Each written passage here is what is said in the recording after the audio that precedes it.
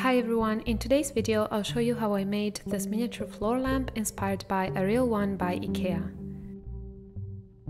Miniature lamps and lighting are something I've always struggled with, so I chose a very linear and simple design. The lamp basically consists of two pieces, the lampshade and the floor stand, plus of course the light bulb and the wire, which is part of the design too. So let's begin by making the first piece, the lampshade.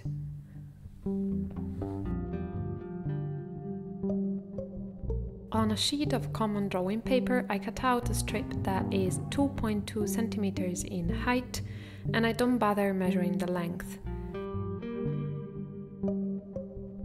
Then I take a cylindrical object of 3 centimeters. I wrap the paper strip around my cylinder and mark out with a pencil the point where the paper strip begins to overlap.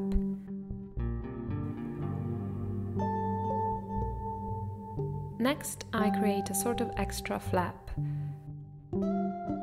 So this part here is the lampshade itself, and here I'll be creating a smaller flap this way.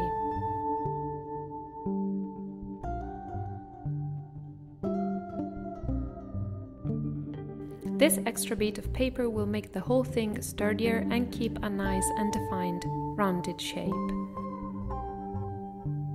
I then use a piece of cotton fabric to cover the paper.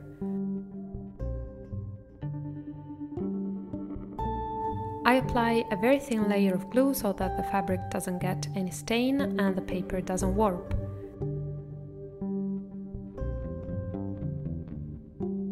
To achieve neat edges, I first fold and press the fabric along the borders and then reduce the size of the edges, trying to make the cut as straight as possible. And on the side that has no flap, I cut out the excess fabric, leaving a tiny margin.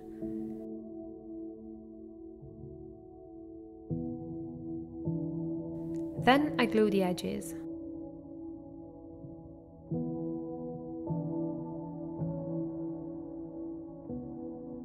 And to finish off, I add a strip of paper tape, which I have to cut to measure because it's too wide.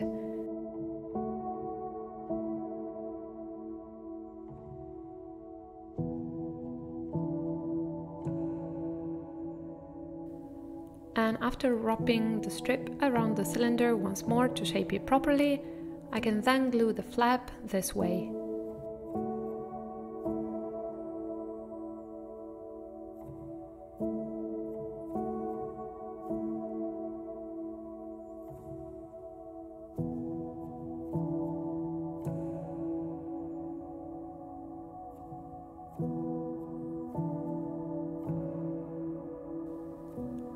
And lastly, I add a tiny bit of glue along the edges where the two ends meet.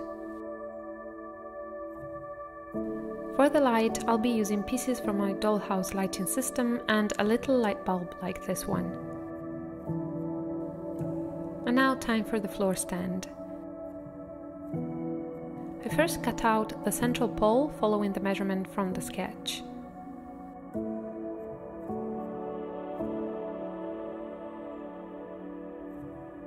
Then I make the two central circles that measure 1.5 centimeters in diameter using a tongue depressor. I open my compass to around 7 millimeters, which is half the diameter, and then draw two circles. I first cut them out with my shears.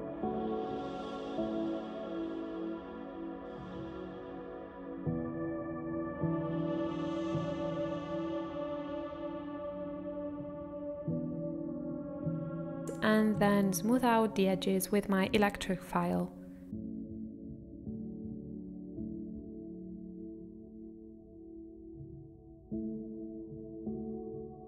The central one has a hole in the middle, which I drill using a couple of different tips from my electric file.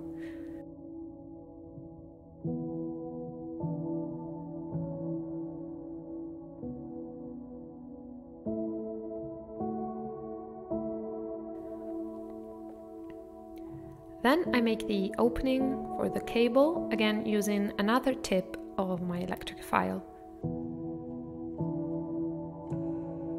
Next, I mark out the points for the 3 legs. The angle between 2 legs measures 120 degrees, so with the help of a goniometer, I determine the right position of each leg and I mark it out with a pencil on the wooden circle.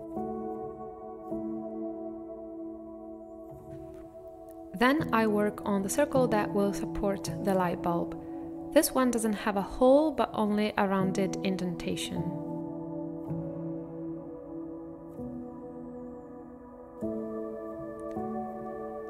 I then make the 2 smaller circles at the bottom of the central pole. And here I basically repeat the same exact process used for the other 2, only in a smaller scale, so I won't be describing all the steps here.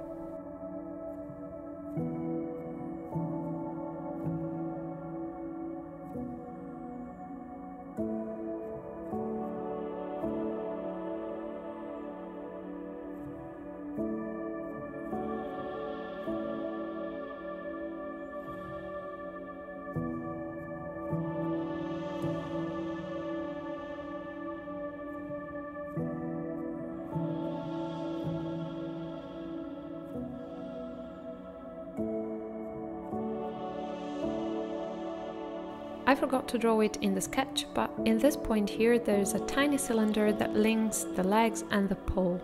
It's very small and I can't use the same technique used for the other circles, so I take a wooden dowel and drill a hole in it, just for the first couple of millimeters, so that the pole can get inside this way.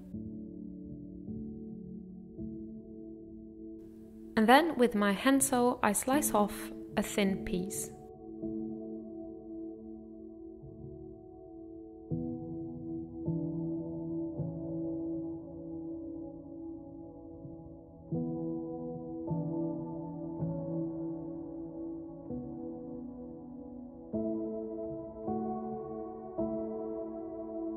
I have now all the pieces that make up the central part and I can make the 3 legs. I use coffee stirrers. One stick is too thin, so I'm using 3 of them, stacked and glued together this way.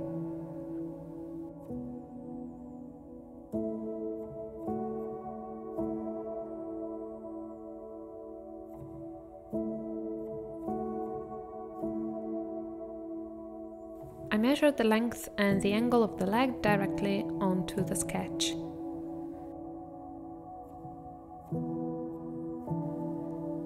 The legs are smaller in the top part and then they grow larger at the bottom, so I mark out the area which I need to remove with a pencil.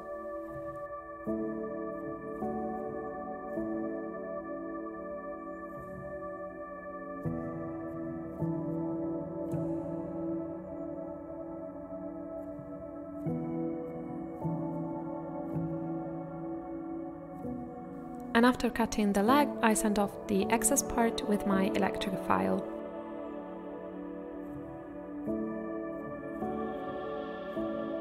I then smooth it out with my nail file, and I really take my time here because I won't be staining or painting the pieces. They'll remain bare wood in the end, so it's important that all surfaces are nice and smooth. And of course I make 3 legs in total. I said I won't be staining or painting the pieces, but I did cover them with a thin layer of wood wax.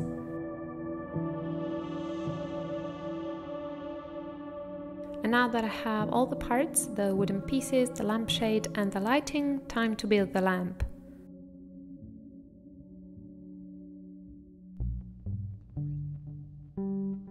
This part, I believe, is rather self-explanatory, so I won't be describing it. I'll just quickly mention that I use super glue instead of white glue, which usually works very well on wood, because the wax I applied earlier made all surfaces smooth and slippery, so super glue works better in this case.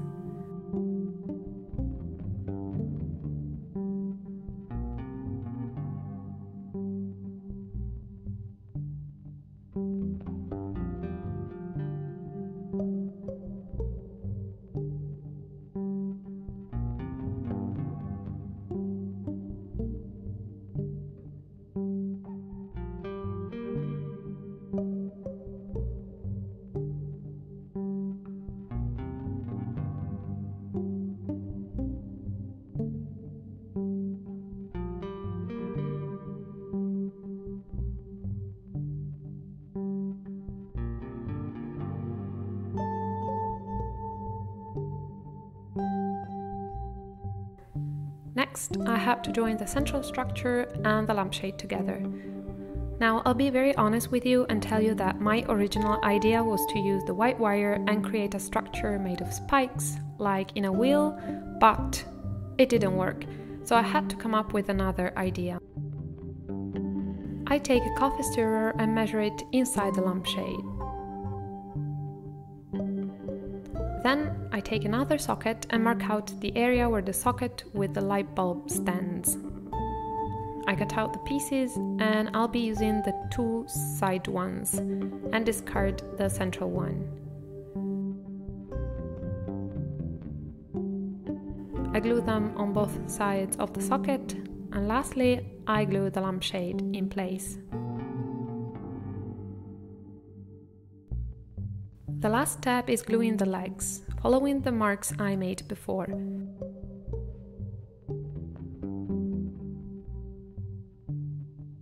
And I make sure that the angle is the same as in the sketch. After all the handling, I was kind of afraid I might have damaged the light bulb, but luckily I didn't, and at last I could turn on the light. And that's it. Thank you very much for watching this tutorial. I hope you liked it, and I'll see you next time. Bye!